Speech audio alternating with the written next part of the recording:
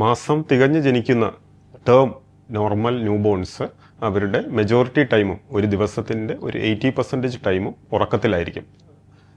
ഒരു 18 to 20 hours 18 മുതൽ 20 മണിക്കൂർ വരെ ദേ വിൽ ബി സ്ലീപ്പി, ഉറക്കമായിരിക്കും. അപ്പോൾ നമ്മൾ ഉണർത്തി കുഞ്ഞിനെ സ്റ്റിമുലേറ്റ് ചെയ്ത് ഉണർത്തി 2 മണിക്കൂർ ഇടവേളകളിൽ പാൽ കൊടുക്കേണ്ടതാണ്. ഒരമ്മയ്ക്ക് പാല് കൂടി, അതായത് ഒരു നല്ല രീതിയിൽ പാല് കൂടി വരാൻ 5 മുതൽ 7 ദിവസം വരെ എടുക്കാം. അപ്പോൾ ആദ്യ ദിവസമെല്ലാം ഫ്യൂ ഡ്രോപ്സ് പാലേ ബേബിക്ക് കാണത്തുമുള്ളൂ. അപ്പോൾ ഓരോ ഫീഡിനും കഴിഞ്ഞിട്ടും കുഞ്ഞ് ഉറക്കമായിരിക്കും. അപ്പോൾ നെക്സ്റ്റ് ഫീഡിനെ നമ്മൾ വിളിച്ചുണർത്തി 2 മണിക്കൂർ ഇടവേളകളിൽ കുഞ്ഞിന് പാല് കൊടുക്കേണ്ടതാകുന്നു.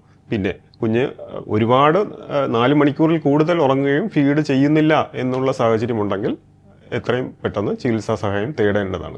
കാരണം 4 മണിക്കൂറിൽ കൂടുതൽ ഉറങ്ങുമ്പോൾ കുഞ്ഞ് ഫാസ്റ്റിങ്ങിൽ പോവുകയും കുഞ്ഞിന് ഷുഗർ കുറയാനുമുള്ള ചാൻസ് ഉണ്ട്.